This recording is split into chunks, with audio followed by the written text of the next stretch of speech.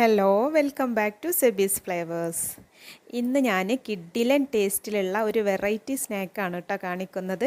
പുറമേ നല്ല ക്രിസ്പിയും ഉള്ളിൽ ചീസിയുമായിട്ടുള്ള നല്ല അടിപൊളി ടേസ്റ്റിലുള്ള ഫുട്ബോൾ ചിക്കൻ്റെ റെസിപ്പിയാണ്.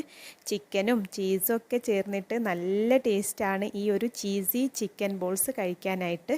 അപ്പോൾ നമുക്ക് വീഡിയോയിലോട്ട് പോകാം. ഞാനിവിടെ 250 ഗ്രാം ബോൺലെസ് ചിക്കൻ കഴുകി വൃത്തിയാക്കിയതിന് ശേഷം മിക്സിയുടെ ജാറിലിട്ടിട്ട് അരച്ചെടുത്തിട്ടുണ്ട്. ഇതിലേക്ക് 1 ടേബിൾ സ്പൂൺ ഇഞ്ചി വെളുത്തുള്ളി paste, 1 table spoon crushed chilli, 2-3 പച്ചമുളക് ചെറുതായിട്ട് അരിഞ്ഞെടുത്തിട്ടുള്ളത്, 2-3 ടേബിൾ സ്പൂൺ മല്ലിയില അരിഞ്ഞത്, 1 ടേബിൾ സ്പൂൺ സോയാ സോസ്, പാകത്തിനുള്ള ഉപ്പ്, 1 കോഴിമുട്ട പൊട്ടിച്ചത്, 2-3 ടേബിൾ സ്പൂൺ ചീസ് ചീകിയെടുത്തിട്ടുള്ളതാണ്. മൊസറല്ല ചീസാണ് ഞാൻ എടുത്തിട്ടുള്ളത്, 1 ടേബിൾ സ്പൂൺ മൈദ, 1 ടേബിൾ സ്പൂൺ കോൺഫ്ലോർ. ഇവയെല്ലാം കൂടെ നല്ല പോലെ ഒന്ന് മിക്സ് ചെയ്തെടുക്കണം. കൈ ഉപയോഗിച്ചിട്ട് നല്ല പോലെ ഒന്ന് കുഴച്ചെടുത്താൽ മതി. എന്നിട്ട് ഒരു 10 മിനിറ്റ് റെസ്റ്റ് ചെയ്യാനായിട്ട് മാറ്റി വെക്കണം. ഇനി ഈ ചിക്കനെ ഒന്ന് പൊതിഞ്ഞെടുക്കാനായിട്ട് കുറച്ച് ബ്രെഡ് ഇതുപോലെ ചെറിയ ക്യൂബ്സ് ആക്കി കട്ട് ചെയ്തെടുത്തിട്ടുണ്ട്. ഞാൻ അരികി കളഞ്ഞതിന് ശേഷമാണ് ബ്രെഡ് ഇതുപോലെ കട്ട് ചെയ്തെടുത്തിട്ടുള്ളത്.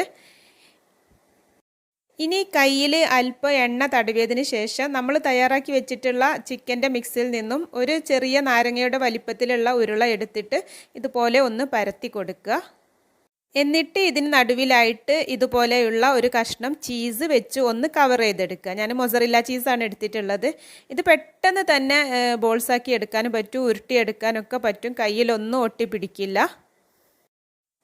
ഇനി ഇതിന് മുകളിലായിട്ട് നമ്മൾ കട്ട് ചെയ്തെടുത്തിട്ടുള്ള ബ്രെഡിൻ്റെ ഓരോ പീസായിട്ട് വെച്ച് കൊടുക്കുക. ഇങ്ങനെ മൊത്തത്തിൽ വെച്ചിട്ട് ഇതൊന്ന് കവർ ചെയ്തെടുക്കുക.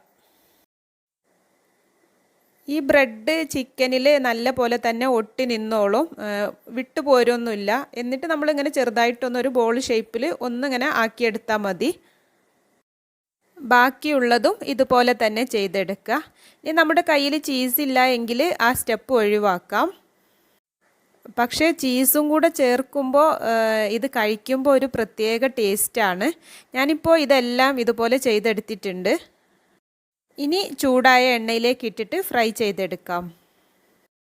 തീ എപ്പോഴും മീഡിയം ടു ലോ ഫ്ലെയിമിൽ വെച്ചിട്ട് വേണം ഫ്രൈ ചെയ്തെടുക്കാനായിട്ട്.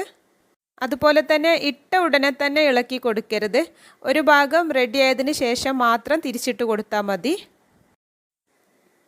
ഇപ്പോൾ ഇത് കളറൊക്കെ മാറി കുക്കായി വന്നിട്ടുണ്ട്.